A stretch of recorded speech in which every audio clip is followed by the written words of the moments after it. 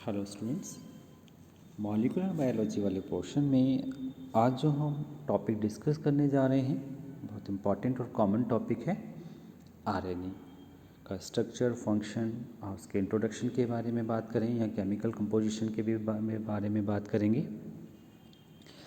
तो थोड़ा सा इंट्रोडक्टरी वाला पोर्शन लेके चलते हैं। वह ऑर्गेनिज्म जिसमें जेनेटिक इन्फॉर्मेशन डीएनए में पाई जाए, उनमें डिफरेंट जेनेटिकली कंट्रोल जो फंक्शन होते हैं डिफरेंट टाइप के राइबो न्यूक्लिक एसिड द्वारा किए जाते हैं, जैसे हम नॉन जेनेटिक आरएनए कहते हैं। मतलब वह ऑर्गेनिज्म जिनमें जेनेटिक इन्फॉर्मेशन तो डीएनए पाई जाती है, यानी कि डीएनए जेनेटिक मटेरियल है, तो उनकी जो जेनेटिकली कंट्रोल फंक्शन होते हैं वो डिफरेंट टाइप के आरएनए द्वारा किए जाते हैं। उन्हें ही हम बोल रहे हैं नॉन जेनेटिक आरएनए, यानी कि हम जो बात कर रहे हैं वो नॉन जेनेटिक आरएनए की कर रहे हैं। कुछ आरएनए वायरस जैसे टीएमपी है, वुंड ट्यूमर वायरसेस हैं, एनिमल वायरसेस हैं, बैक्टीरियोफाज हैं, MS2 है, में आरएनए जेनेटिक मटेरियल होता है। इसमें कोई शक नहीं है कि कुछ ऐसे ऑर्गेनिज्म होते हैं जिसमें आरएनए जेनेटिक मटेरियल होता है, लेकिन जब डीएनए और आरएनए दोनों ही प्रेजेंट हों तो डीएनए जेनेटिक मटेरियल का कार्य करता है। नॉन जेनेटिक आरएनए की सिंथेसिस के लिए डीएनए मॉलिक्यूल टेम्पलेट की तरह कार्य करता है और chemically non genetic RNA DNA के समान ही होता है, लेकिन कुछ ही अंतर होते हैं। जैसे हम कुछ अंतर की बात करें तो डीएनए में डीऑक्सीराइबोस शुगर के स्थान पर डीएनए में तो डीऑक्सीराइबोस शुगर पाई जाती है और आरएनए में राइबोस शुगर पाई जाती है। इसके आधार पर ही इनका नाम दिया गया है राइबोन्यूक्लिक एसिड और डीऑक्सीराइबोन्यूक्लिक एसिड। डीएनए में पाए जाने वाले जो नाइट्रोजन बेसिस हैं वो थायमिन के स्थान पर आरएनए में यूरेसिल नाइट्रोजन बेस पाया जाता है। बहुत ही इंपॉर्टेंट अंतर है ये, थायमिन की जगह यूरेसिल पाया जाता है। डीएनए में यूरेसिल के स्थान पर थायमिन की प्रेजेंस उसको अतिरिक्त स्टेबिलिटी प्रदान करती है। जो थायमिन है वो स्टेबिलिटी के लिए होता है। आरएनए केवल एक पॉलीन्यूक्लियोटाइड चेन का बना होता है, यानी कि सिंगल स्ट्रैंडेड होता है, जबकि कुछ रियो वायरस है जिसमें डबल स्ट्रैंडेड हो सकता है। स्टेबल होने के कारण डीएनए जेनेटिक इन्फॉर्मेशन के स्टोरेज के लिए अधिक उपयुक्त है, परंतु आनुवंशिक सूचनाओं के प्रभाव के लिए आरएनए ज़्यादा उपयुक्त है।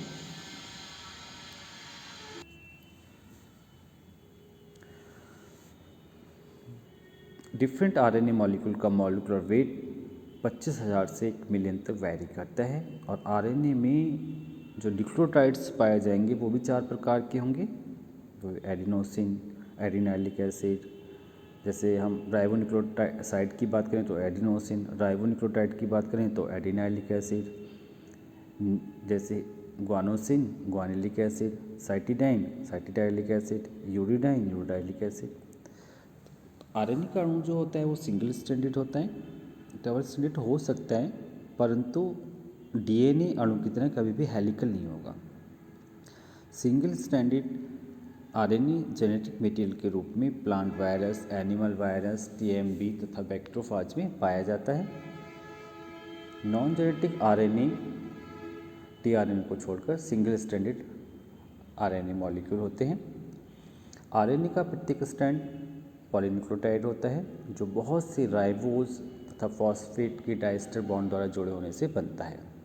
वह ऑर्गेनिज्म जिसमें केवल आरएनए पाया जाता है वो जेनेटिक मटेरियल कहलाता है, जबकि वह ऑर्गेनिज्म जिसमें डीएनए आरएनए दोनों ही पाए जाएंगे उस कंडीशन में आरएनए डीएनए के ऑर्डर्स को कैरी करने का कार्य करेगा। तो ये तो एक जनरल आइडिया हुआ उसके कंपोजिशन और स्ट्रक्चर के बारे में।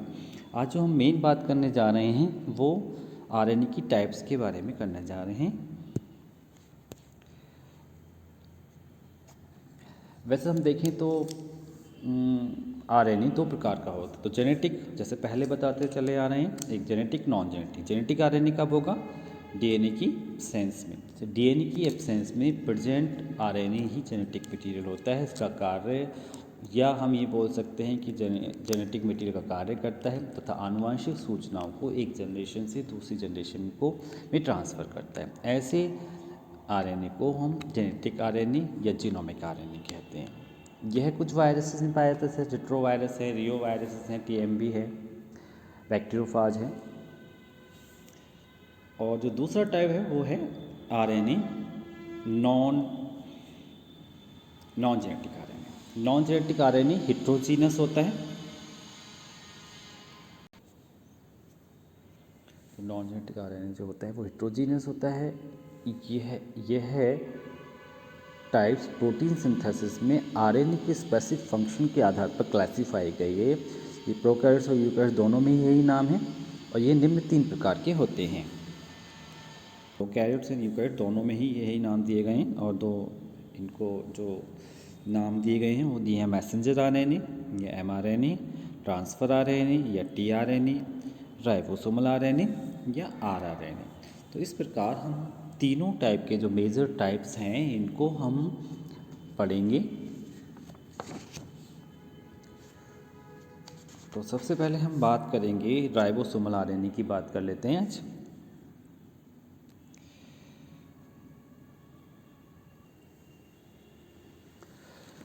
और ये इंसॉल्युबल आरएनए होता है, हम इसको इंसॉल्युबल आरएनए बोल सकते हैं। आरआरएनए टोटल सेलुलर आरएनए का लार्जेस्ट पार्ट होता है, अप टू 80%। की पूरी सेल में सबसे अधिक मात्रा में जो पाया जाने वाला आरएनए है वो आरआरएनए है। टोटल सेलुलर पार्ट का ये 80% होता है। यह है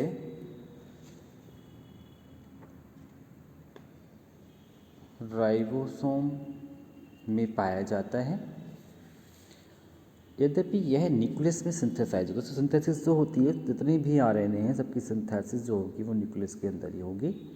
यद्यपि यह भी न्यूक्लियस में सिंथेसाइज होता है।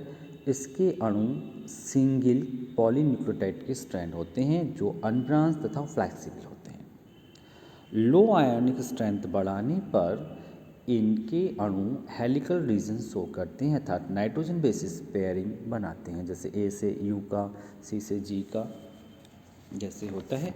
यूकैरियोटिक सेल में निम्न 4 टाइप के आरएनए पाए जाते हैं। देखिए हम देखें, अभी हम बात करने जा रहे हैं 28S होता है, 10S होता है, 5S होता है। तो इस तरीके से देखिएगा। तो the mammalian ribosome contain 2 major nucleoprotein subunit, a larger one with a molecular weight 2.8 × 10⁶ यानी कि 60S and a smaller subunit with a molecular weight 1.4 × 10⁶ यानी कि 40।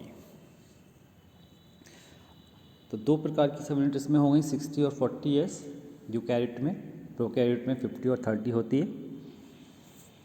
तो the 60S subunit contain a 5S ribosomal RNA, a 5.85 RNA and 28S RNA। कि जो उसकी 60S जो subunit होती है उसमें 28S RNA तथा 5S RNA पाया जाता है। तो हो गया 5.8S RNA। जबकि 40S जो सबयूनिट होती है, स्मॉलर यूनिट होती है, इसमें 185 RNA approximately 30 distinct polypeptide chain पाई जाती हैं। यानी कि जो 40 वाला है उसमें 18S RNA पाया जाएगा। All the ribosomal RNA molecule except 5S RNA are processed from a single 4,5S precursor RNA molecule in the nucleus. कि जबकि जो 5S RNA होता है वो इंडिपेंडेंटली ट्रांसक्राइब्ड होता है। अब हम बात करते हैं आरएनए के, तो स्ट्रक्चर की बात हो गई एक प्रकार से। अब बात करते हैं इसके फंक्शन की। देखिएगा एक बार, जो भी सबयूनिट को हमने लैंग्वेज में बोला है उसको आप समझिएगा इस प्रकार से। 80S RNA, 5.8S RNA, ये 5S RNA, 49 प्रोटीन, जैसे ना सब 2 सबयूनिट की बात कर रहे थे। एक 60S होती है, एक 40S होती है। 60S में कौन कौन से आरएनए पाए जाते हैं? 20S RNA और 5S RNA पाया जाता है। जबकि 40 में जो पाए जाते हैं वो 18S RNA पाया जाता है।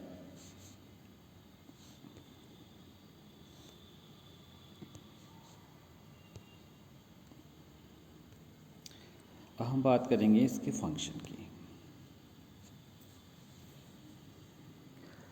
आरएनए का फंक्शन अभी तक बहुत लिटिल अंडरस्टूड रहा है, जबकि यह समझा जाता है कि प्रोटीन सिंथेसिस में कुछ डेफिनेट रोल प्ले करता है इसका। ये तो है कि कुछ ना कुछ इंपॉर्टेंट रोल तो इसका है ही।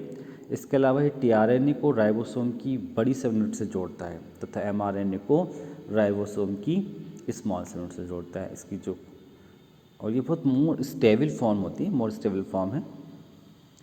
तो the function of ribosomal RNA molecule in the ribosomal particles are not fully understood but they are necessary for the ribosomal assembly and seem to play key role in the binding of mRNA to ribosome and its translation। इनकी protein synthesis में ये mRNA से ribosome को बांधने में और translation में help करता है।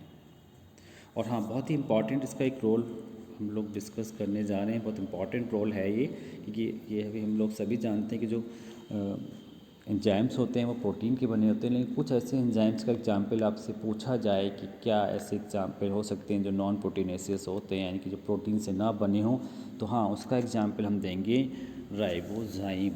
क्या है, एक बहुत ही रिसेंट डिस्कवरी के अकॉर्डिंग राइबोजाइम एंजाइम को खोजा गया है। ये राइबोजाइम एंजाइम क्या है, जो नॉन प्रोटीनेसियस होता है, बाकी सारे एंजाइम प्रोटीन के बने होते हैं। तो recent studies suggest that an rRNA component perform the peptidyl transferase activity, thus is an enzyme, यानी कि उसको एक एंजाइम माना जा सकता है, एक एंजाइम है और उसको एक नाम दिया गया है राइबोजाइम। तो इस प्रकार से आज हमने एक आरएनए के बारे में पढ़ा जिसका नाम था राइबोसोमल आरएनए या आरआरएनए। तो राइबोसोमल आरएनए क्या होते हैं, किस तरीके से सब यूनिट्स में डिवाइड होते हैं, स्ट्रक्चर के बारे में बात की हमने, और टाइप्स ऑफ आरएनए की बात की, कुछ जनरल कंपोजिशन के बारे में जाना, आरएनए के स्ट्रक्चर और कंपोजिशन के बारे में जाना।